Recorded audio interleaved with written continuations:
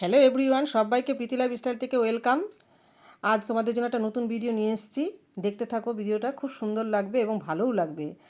এখানে এসেছি, আমরা প্রথমে এসেছি শ্যামের ঘাটের কাছে। এখানে এসে দেখো সবাই খিচুড়ি খাচ্ছে, খুব এনজয় করছি।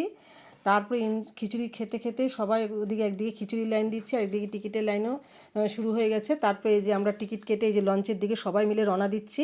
এবার লঞ্চে উঠবো। ওঠার পর লঞ্চেও ভীষণ এনজয় হচ্ছে এবং কেউ কেউ কীর্তনও করছে। কীর্তন করার পর আমরা লঞ্চে করে ওপারে যাব রাধাবল্লভ দর্শন করতে।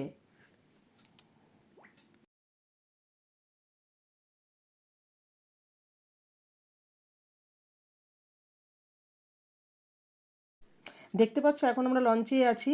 লঞ্চের এনজয়ের মুহূর্তটা খুব ভালো লাগছে আমাদেরকে। এবার লঞ্চটা পার করেই আমরা রাধাবল্লভ দর্শনের দিকে রওনা দেব। লঞ্চ পার করেই টোটোতে উঠবো। টোটোতে উঠেই আমরা রাধাবল্লভ দর্শন করতে যাব।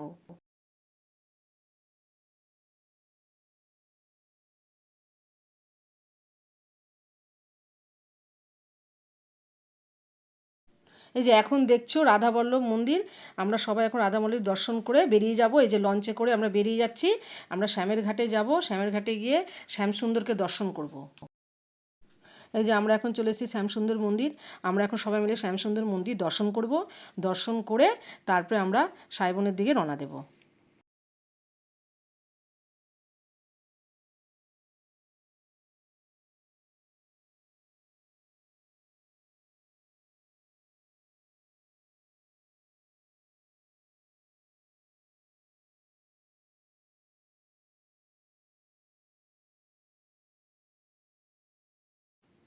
আমরা এবার টোটো করে যাচ্ছি সাইবনের মন্দির দর্শন করতে। সেখানে নন্দগোপালকে সবাই দেখব। দেখে ওখানেও বেশ নাচানাচি হচ্ছে, কীর্তন করছে সবাই, আর খিচুড়ি খাওয়ানো হচ্ছে।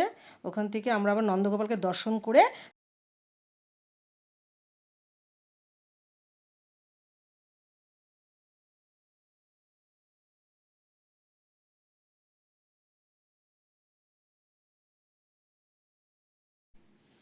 এটা ছিল নন্দগোপাল। এই নন্দগোপালকে আমরা সবাই মিলে দর্শন করলাম। দর্শন করে এখন আমরা চলে যাব বাড়ির উদ্দেশ্যে। বাড়ির দিকে সবাই রওনা দিচ্ছি। তারপরে এটাই ছিল আমাদের সেকেন্ড ব্লগ। এরপরে তোমরা আরও নতুন নতুন ব্লগ দেখতে পাবে।